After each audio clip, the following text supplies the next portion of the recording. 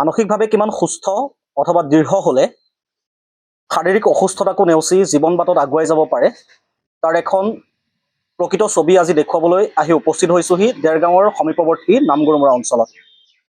আৰু এই নামগৰুমৰাতে এনেকুৱা এজন যুৱক আছে যিজন যুৱকৰ কাহিনী শুনিলে আপোনালোকৰ হয়তো চকুলো নিগৰিব আৰু একেটা সময়তে হয়তো এটা মুখত হাঁহি বিৰিঙিব। এইকাৰণেই বিৰিঙিব বুলি কৈছোঁ হাঁহিটো, কাৰণ তেওঁ জীৱনত যিমান ঘাত প্ৰতিঘাত অতিক্ৰম কৰিছে একেটা সময়তে তেওঁ সেই শাৰীৰিক অসুস্থতাকো পাহৰি এতিয়ালৈকে এই কম বয়সীয়া ল'ৰাটোৱে কি কৰিছে আপোনালোকে শুনিলে আচৰিত হ'ব। মোৰ বন্ধুসম সুভাশিষ বৰা, মই আজি তেওঁৰ কাষত আহি উপস্থিত হৈছোহি আৰু কিছু কথা ND24 দৰ্শকসকলক জনাবলৈ এই মুহূৰ্তত চেষ্টা কৰিম। বন্ধু সুভাশিষৰ পোনপ্ৰথমেই মই সুধিব বিচাৰিছোঁ, আচলতে তোমাৰ শৰীৰটো হয়তো এই মুহূৰ্ততো অসুস্থ।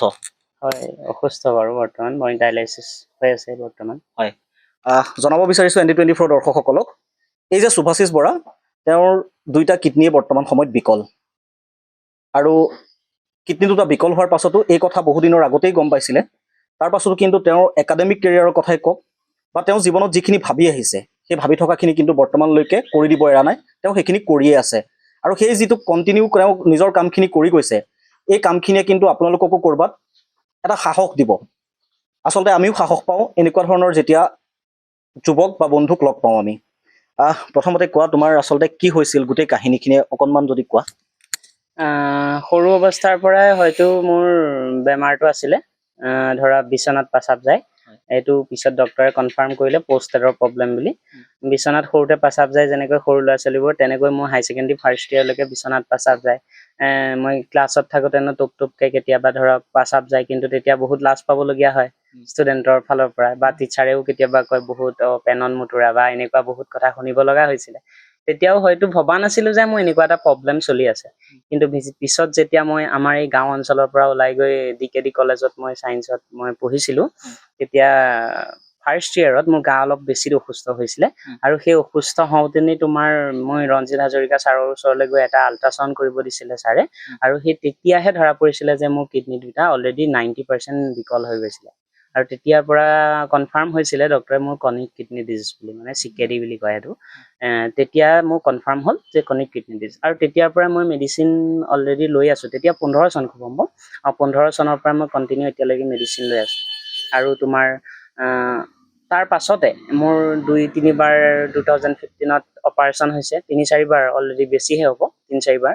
মোৰ এবছৰ গেপ হ'ল হাই ছেকেণ্ডেৰী ফাৰ্ষ্ট ইয়েৰত। আৰু তাৰ পাছত তুমি জানাই, তুমি আৰু মনজিত, লগতে মনজ্যোতি আৰু লক্ষ্যজিত, এওঁলোকক পাই পেলাই মই মানে লগৰীয়া হিচাপে বহুত মানে পঢ়িবলৈ আকৌ আগ্ৰহী হৈ উঠিছিলোঁ, মানে 1 বছৰ গেপ দিয়াৰ পাছত।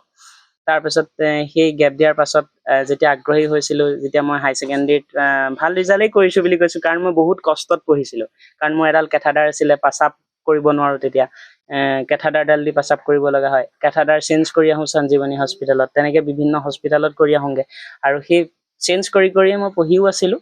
আৰু তেনেকেই তাৰ পাছত হাই ছেকেণ্ডেৰীত প্ৰথম ডিভিজন পাই পেলাই মই উত্তীৰ্ণ হৈছিলোঁ। তাৰপিছত তোমাৰ D-Pharm কাৰণে এপ্লাই কৰিলোঁ, D-Pharm এণ্ট্ৰেন্স এক্সাম এটা দিলোঁ, আৰু সেইটোতো মই ভালকৈ পাছ কৰি গ'লোঁ। আৰু গতিকে GMCHত মই চিট এটা পাইছিলোঁ, আৰু বোলো তাতে ট্ৰিটমেণ্ট কৰিম বুলি, বোলো পঢ়িও থাকিম ট্ৰিটমেণ্টটো কৰিম বুলি গুচি গৈছিলোঁ মই তেতিয়া।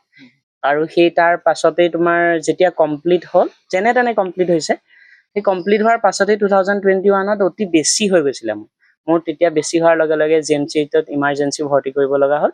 আৰু ভৰ্তি কৰাৰ প্ৰায় 2 দিনৰ পাছতেই তাত এটা এনেকুৱা চিজাৰ আহিলে, চিজাৰটো অহাৰ পাছত মোৰ ভৰিৰ কঁকালৰ বাইলেটাৰিয়েল ফ্ৰেকচাৰ হৈ গ'ল। বাইলেটাৰিয়েল মানে দুইটা ভৰিৰ কঁকালৰ জইণ্ট দুটা ফ্ৰেকচাৰ হৈ গ'ল। আৰু সেই ফ্ৰেকচাৰ হোৱাৰ পৰাই মই তেতিয়াৰ পৰাই হুইল চেয়াৰতে আছিলোঁ অলমষ্ট 3 বছৰ। এতিয়াও মই লাহে লাহে ৱাকাৰডাল লৈ যাব পাৰোঁ, আৰু কলেজলৈও মই এতিয়া নতুনকৈ DLED পাঠ্যক্ৰম আৰম্ভ কৰিছোঁ। লাষ্ট আকৌ মই 2 বছৰ 2023ৰ পৰা ষ্টাৰ্ট কৰিছোঁ। ঘৰতে থাকি আমনি লগাৰ কাৰণে এণ্ট্ৰেন্স দিলোঁ, আকৌ পালোঁ। বোলো নতুনকৈ মই আকৌ DLEDটো পঢ়ি চাওঁ। এতিয়াতো জব একো পাবই নোৱাৰোঁ, ফিজিকেল ডিজেবিলিটিৰ কাৰণে মই পোষ্টেল জব এটা হেৰুৱাইছোঁ, লগতে ফাৰ্মাচিষ্টৰ জব এটাও হেৰুৱাইছোঁ। তাৰপাছত মই এতিয়া আকৌ DLEDৰ কাৰণে এপ্লাই কৰি পেলাই DLED পাঠ্যক্ৰম পঢ়ি আছোঁ। DLEDতো মোৰ লগৰবোৰে বহুত হেল্প কৰে, ইটোৱে সিটোৱে ধৰি দিয়ে। ঘৰ তাত পোৱাৰ পিছত ইটোৱে সিটোৱে ধৰি ক্লাছৰুমলৈ লৈ যায়, ৱাকাৰডাল লৈও মই যাওঁ।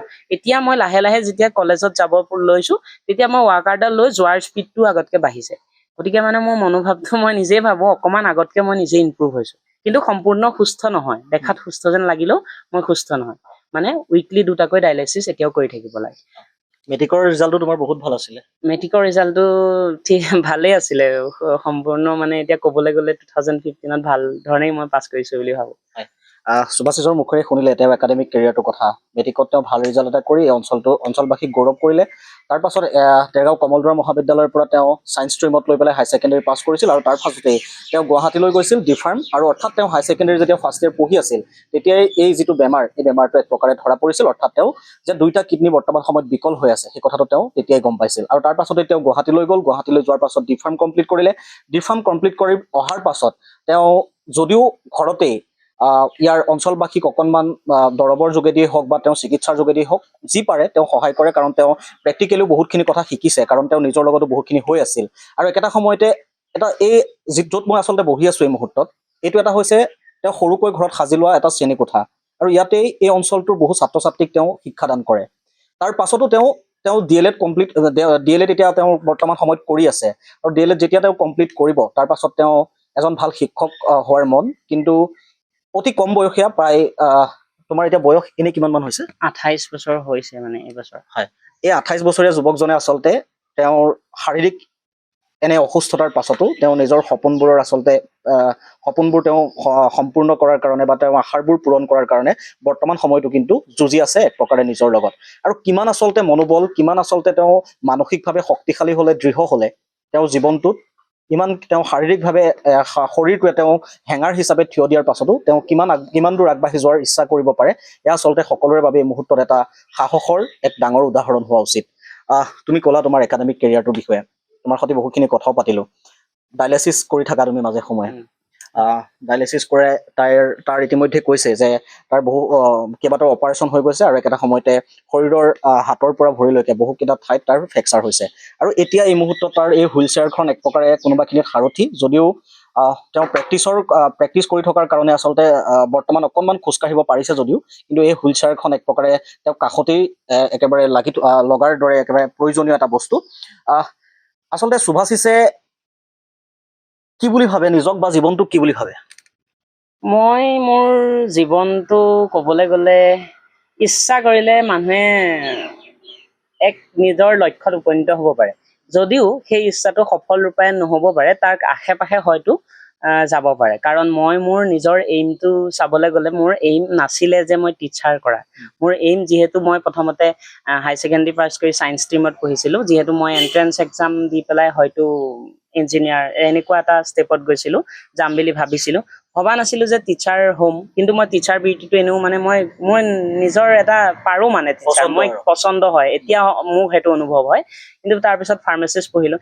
জীৱনৰ বাটত সতত এখন খোলা মানে নদীত যেনেকৈ এখন বঠা নথকা নাও এৰি দিয়া হয়, তেনেকুৱা দৰে হৈছে, যদিও মোৰ জীৱনটো মই সঠিক ৰূপত লৈ যাব পাৰিছোঁ বুলি ভাবিছোঁ। মানে মই ইমান সুন্দৰকৈ আচলতে কথাখিনি কৈছে, আৰু বহু হয়তো শাৰীৰিকভাৱে অসুস্থ মানুহ আছে যিসকলৰ পৰিয়ালটো দুখত ভাগি থাকে, কিন্তু আপোনালোকে দেখিছে হয়তো সুভাষিছে এটা মুখত হাঁহি লৈ পেলাই কিন্তু সকলোকে মাতবোল কৰে, আৰু এনেদৰেই ঘৰখন এক প্ৰকাৰে পোহৰ কৰি থাকে।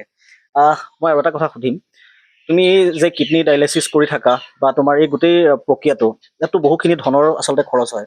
হয়, সেইটো হয়। হয়,